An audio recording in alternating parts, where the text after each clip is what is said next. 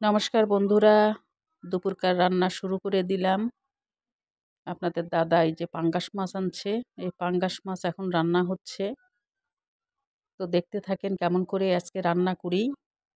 একদম ঝাল ঝাল কষা কষা পাঙ্গাস মাছ রান্না করব।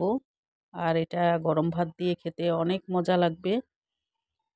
পাঙ্গাস মাছ অনেক দিন খাওয়া হয়নি, তো খাওয়ার ইচ্ছা হলো, এই কারণে পাঙ্গাস মাছ আনছে। তো গল্প করতে করতে কিন্তু আমার মাছ ভাজাও হয়ে গেল।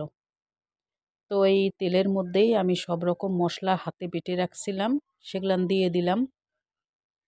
আদা, রসুন, পেঁয়াজ, কাঁচামরিচ, শুকনা মরিচ সব কিছু বাটা, এই বাটা দিয়ে দিলাম। এখন একটু ভালো করে কষাবো। আর এর মধ্যে দিয়ে দিব পরিমাণ মতন হলুদ লবণ। তো বন্ধুরা, পাঙ্গাস মাছ আপনারা পছন্দ করেন কিনা অবশ্যই কমেন্টসে জানাবেন। আর ভিডিওগুলো দেখবেন, আপনাদের ভিডিও আমি দেখি, আমারগুলাও আপনারা দেখবেন, লাইক কমেন্টস করবেন। এই সুবাদে আপনাদের পরিবারের গিয়ে আমিও লাইক কমেন্টস করে আসতে পারবো। তো যাই হোক, গল্পর তালে তালে কিন্তু আমি দিয়ে দিলাম হলুদ, লবণ, আর পরিমাণ মতন সামান্য পরিমাণ দিলাম একটু শুকনা মরিচের গুঁড়া, আর একটু ঝাল ঝাল করার জন্য। তো এর মধ্যে দিয়ে দিলাম একটা টমেটো, একটু দিলে পরে খুব ভালো লাগবে খেতে, এই কারণে। আর কয়েকদিন থেকে আমি একটু অসুস্থ, যার জন্য বেশি কাজকর্ম করতে পারতেছি না। তো হালকা পাতলা যেটুকু পারি করতেছি, সংসারের কাজ, রান্নাও করতেছি। আপনাদের ভিডিও তো দিতেই হবে, আপনারা আমার সঙ্গে আছেন, চলছেন, যেন সফলতা অর্জন করতে পারি এই চিন্তায়, এই জন্য ভিডিও ছাড়তে হচ্ছে।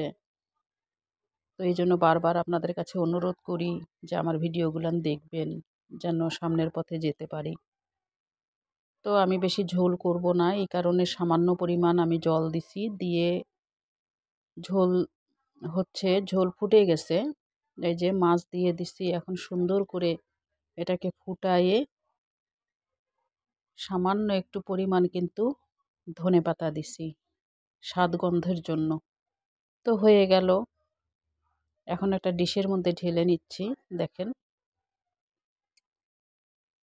এরকম করে অল্প সময়ের মধ্যে যদি রান্না করেন, খেতে কিন্তু আসলেই ভালো লাগে। কারণ এই মাছটার তো কোনো কাটা নাই, আর অনেক তেল থাকে।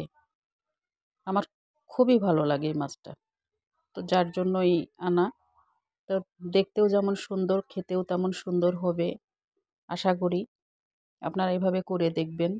অনেকে সবজি দিয়ে খায়, আর সবজি দিয়ে মাছটা বেশিরভাগ ভালো লাগে না। এরকম ঝাল ঝাল কষা কষা করে রান্না করলে কিন্তু গরম ভাতের সাথে খেতে ভালোই লাগবে। এভাবে করে বেশি খাবেন, বেশি ঝোল করা যাবে না। এই যে অল্প পরিমাণ হয়ে গেল আমার রান্না। তা বন্ধুরা, ভালো থাকবেন, সুস্থ থাকবেন, কমেন্টস করবেন, পরিবারের সদস্য হয়ে যাবেন।